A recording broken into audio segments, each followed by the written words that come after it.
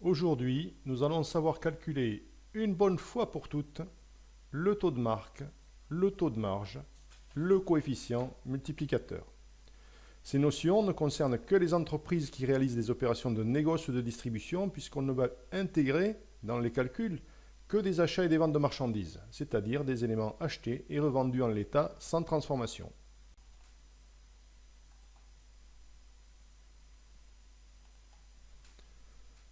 Nous avons explicité dans une précédente vidéo comment calculer la marge brute commerciale à partir du compte de résultat de l'entreprise.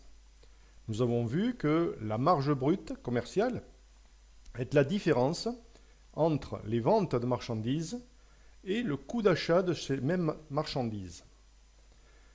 Attention, comme dans la pratique il est rare que l'on revende instantanément toutes les marchandises achetées pendant une période, pour déterminer une marge pertinente, il faut soustraire des ventes les achats revendus de la période, c'est-à-dire stock initial plus achat moins stock final, ce que vous aviez au début plus ce que vous avez acheté pendant la période, moins ce qui reste à la fin de la période.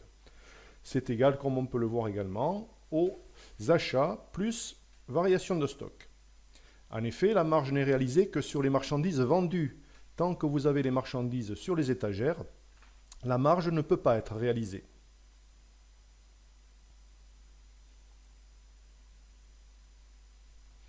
Qu'est-ce que le taux de marque? Le taux de marque, ça va être l'expression du montant de la marge brute commerciale en pourcentage du chiffre d'affaires marchandises hors taxes. Il s'agira donc de prendre le montant de la marge brute commerciale, de diviser par le chiffre d'affaires marchandises, par les ventes de marchandises, et de multiplier par 100 pour avoir le taux en pourcent. Le taux de marque appliqué aux ventes de marchandises donnera le montant de la marge brute commerciale.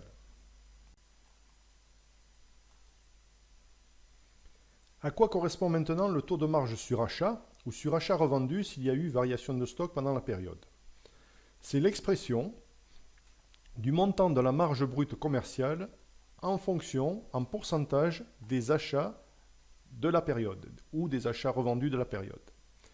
Multiplié par 100 également pour obtenir ce taux de marge en pourcent. Ce taux appliqué aux achats donne le montant de la marge que l'on ajoute aux achats pour trouver le prix de vente.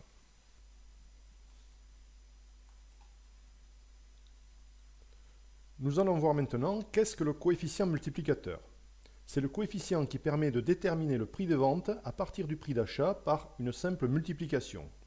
Ainsi, on aura prix d'achat multiplié par coefficient multiplicateur égale prix de vente. À partir du compte de résultat, on trouvera le coefficient multiplicateur moyen marchandise appliqué par l'entreprise en divisant le chiffre d'affaires marchandise par le montant des achats revendus. Si on veut le coefficient multiplicateur TTC, il faudra alors multiplier le coefficient multiplicateur hors taxe par 1 plus taux de TVA afin de pouvoir passer directement du prix d'achat hors taxe au prix de vente TTC. On remarque également que le coefficient multiplicateur hors taxe est égal à 1 plus taux de marge sur achat. C'est logique puisque le 1 est neutre pour la multiplication et c'est ce qu'il y a au-delà de 1 qui génère une marge. Prenons l'exemple d'une structure qui, lorsqu'elle facture 1000 € de marchandises hors taxe, elle a des achats revendus pour 800 € et par conséquent, elle génère une marge brute commerciale de 200 €. Le taux de marque sera égal au montant de la marge brute commerciale divisé par les ventes hors taxe, c'est-à-dire de 200 divisé par 1000 multiplié par 100, soit un taux de marque de 20%. Le taux de marge sur achat revendu sera quant à lui de 200 € divisé par 800 € d'achat revendu multiplié par 100, soit 25% de taux de marge sur achat. Enfin, le coefficient multiplicateur hors taxe du prix d'achat hors taxe au prix de vente hors taxe sera de 1000 divisé par 800, soit 1,25.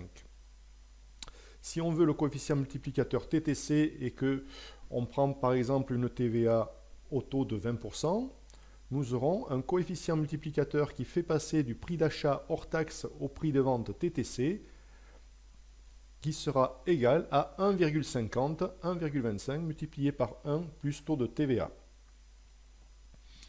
on remarque qu'il est aussi égal à 1 plus taux de marge sur achat.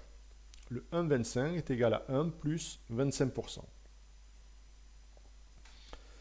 Dans cette illustration, il revient au même de dire que la société applique sur ses activités de négoce de marchandises un taux de marque de 20%, ou bien un taux de marge sur achat de 25%, ou bien un coefficient multiplicateur hors taxe de 1,25.